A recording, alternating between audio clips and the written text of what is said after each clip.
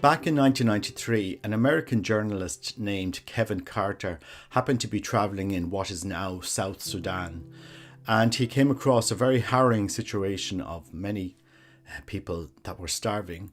And he took a photo, or framed a photo, that became one of the most impactful photos ever to have been printed in the 1990s. And it was called The Vulture and the Little Girl. Now, it later became known as The Struggling Girl. The thing is, it wasn't a girl, it was a little boy that was there in this photo. As time progressed, as the months progressed after this photo was published, many people started to ask Kevin Carter, okay, well, that's such a harrowing photo. You have a vulture there and you have a little girl. What happened to the girl? What happened to the child? And this question came up time and time again.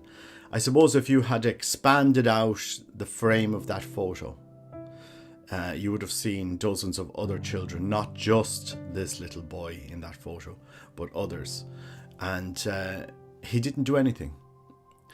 He took the photo and left the scene and didn't actually do anything to help that little boy in the photo.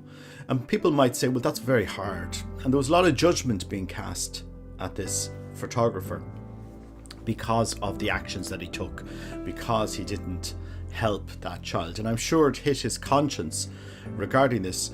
The next year, he was awarded the Pulitzer Prize for that photo, a prize which gave him $3,000, a prize that would have made him a very famous photographer. But sadly, a few months after that, he took his life, and he left the following note: "I am really, really sorry. The pain of life overrides the joy to the point that joy does not exist. Depressed, without phone, without money for rent, money child support, money for debts, money. I am haunted by the vivid memories of killings and corpses and anger and pain, of starving or wounded children, of trigger-happy madmen, often police, of killer executioners. I have gone to join Ken if I am that lucky."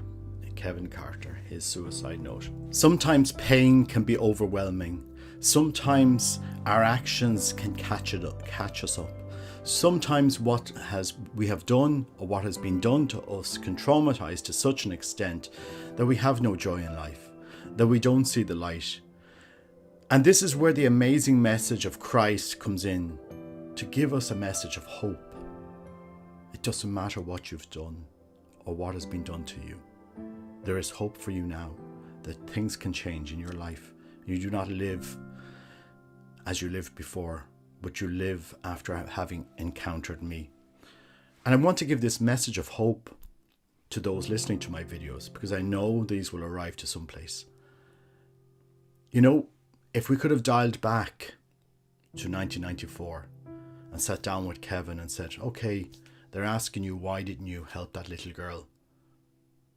Why don't you help? We're not going to help just one little girl. We're going to help thousands. We're going to transform the lives of thousands of children with a foundation set up in your name based on that photo. And we give direction, and we give support, and we give help to that man that was faced with this overwhelming opportunity to change the lives of so many people. And sadly, that support wasn't given to him. But we can today be that support.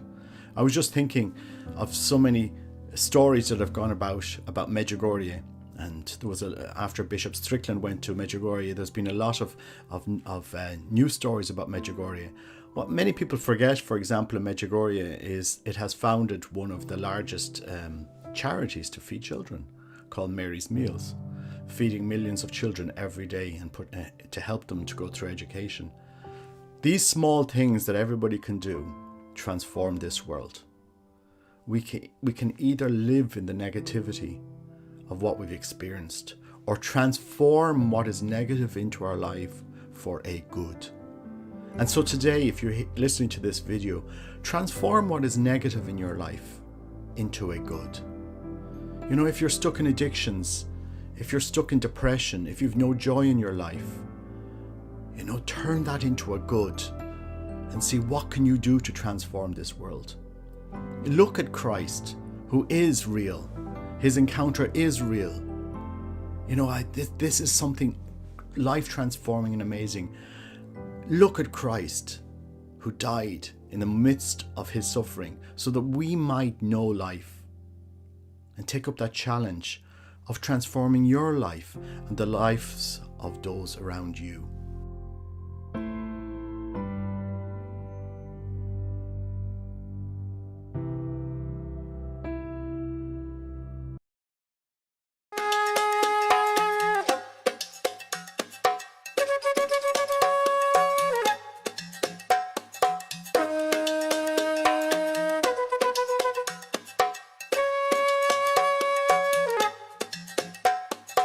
Te animamos a que colabores con Eres como yo en el proyecto Enadu, Kenia, construyendo aulas y lugares para poder hacer la vida un poquito mejor para las personas que viven en esa población. Adu, Kenia, Eres como yo, colabora. Gracias.